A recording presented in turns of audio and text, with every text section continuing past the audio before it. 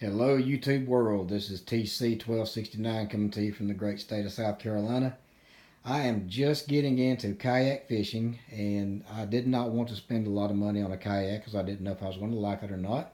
So I looked around and I found the Sundolphin Journey 10 SS on sale for a little over 200 bucks at Tractor Supply. I've had this boat out a few times. It does very well for me. I've seen a lot of people complain about the stability of this boat. I've not had any issues with it. I'm kind of a short guy, so that doesn't affect me any. People say it tracks to the left a little bit. It does. It's not too bad. Something I can live with. So after fishing a few times, I thought it was time to do a couple of upgrades on this boat, and looked at a lot of videos online, got a lot of great ideas. So I wanted to post some pictures of my upgrades and a video of my upgrades, and hope everybody likes it. And if somebody else is doing this to their boat, maybe they can get some ideas from me.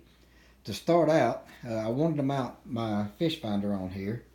I had this old Lowrance in a John boat that I sold, and it was sitting in the closet. So I thought, what the heck, I'll put it on the kayak. Pretty easy to mount. I took the existing rod holder that was here in the boat, and I took it out. There's a hole already in the boat, quarter size hole that rod holder actually went down into. So to cover the hole up, I just put the depth finder mount over it. The hole is still open. It's a kayak. It's going to take on water no matter what you do. So I really wasn't concerned about doing anything as far as covering the hole up or sealing it up. I came up here. I like the way that I've seen people mount their transducers on with the PVC that can go up or down out of the way. So I used 1/2-inch PVC on there. My transducer was a trolling motor mount, so I was able to clamp it onto a T with just a couple of extensions and caps on it there. Works real well. It's on there good and tight. It's not moving. Even as temperatures change, it doesn't move. And I mounted also the box and the PVC together here to put a little bit more tension on my PVC, so that it wouldn't drop down while I was paddling and had it up out of the way. It takes a little bit of pressure to push this system down, but once it gets down into place, everything stays where it needs to go. This, once it's all the way down and straight up and down at a 90-degree angle, it kind of touches the side of the boat here. That helps prevent the transducer from going back when I'm paddling across the water. A little bit of squeak there, but not very bad. This is a $9 ammo can, plastic ammo can that I bought at Academy Sports, and it holds my battery that I got at Batteries Plus. It is a Duracell. Get this off right here. It's a Duracell 12-volt, 8-amp-hour battery. It fits in here very well. The rest of my cables fit in here out of the way, and I still got a little room to throw some extra stuff in there if I need to. Wanted to go with a smaller box, but I just was not going to spend the kind of money that they want for these smaller, nicer, waterproof Pelican boxes. So everything works real well on this end. I've got access to my fish finder from my seat. I'll have to do a lot of movement to get to it, and I can see it real well when the sun's behind me going onto it. The fish finder, it doesn't really affect how I can see the screen or anything.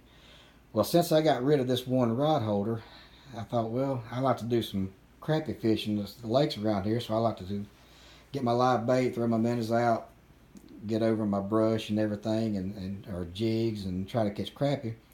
So I like to put out at least 2 rods when I'm doing that. And I have the Scotty rod holders that mount onto my rail of my pontoon, and I had these other mounts that I had on another John boat, the John boat that I sold. Had a couple extra of those, so the rod holder itself, of course, fits into the mount because it's the same type rod holder. So I just took a couple of bigger screws. I'm only going to put 2 screws in these, and mounted them on the side where you have the extra storage space there. I've still got access to where I can put my pliers or whatever down in there, and I can even get a small bait box in there, and it doesn't hinder anything of that nature. To still have that storage space.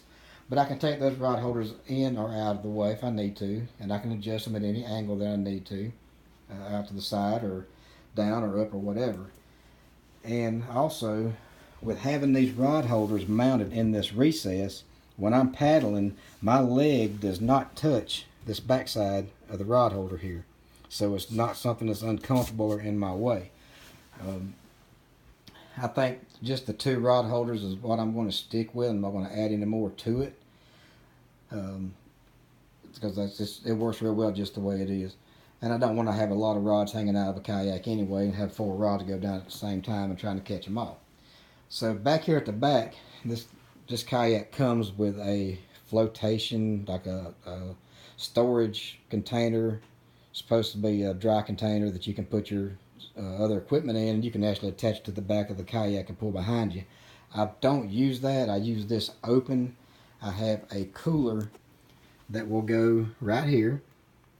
It locks in. It's a soft cooler, old roller cooler, and the top is able to just come up on its own very easily. So if I catch the fish up here, I just reach back here and I throw the fish in the cooler here. These 2 rod holders here, I'll have a couple of rods in those when I'm not fishing, so they're out of the way.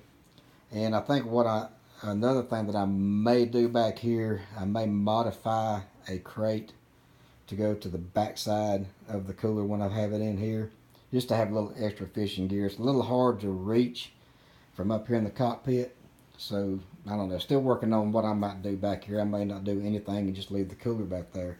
I use small tackle boxes. I know what I'm going to fish for that day. If I'm going to go bass fishing, I'll throw what I'm going to be using in a small tackle box. It just sets up here in the front with me in the cockpit. It's not in the way. It's something I can maneuver around. It's not really a hindrance to have that in there with me.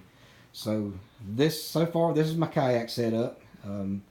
If anybody has any comments, please comment. If you like it, hit the like button for me and let me know what you think. If any more upgrades are done to it, then I'll add on to the videos. Have a good day. Tight lines and paddle on.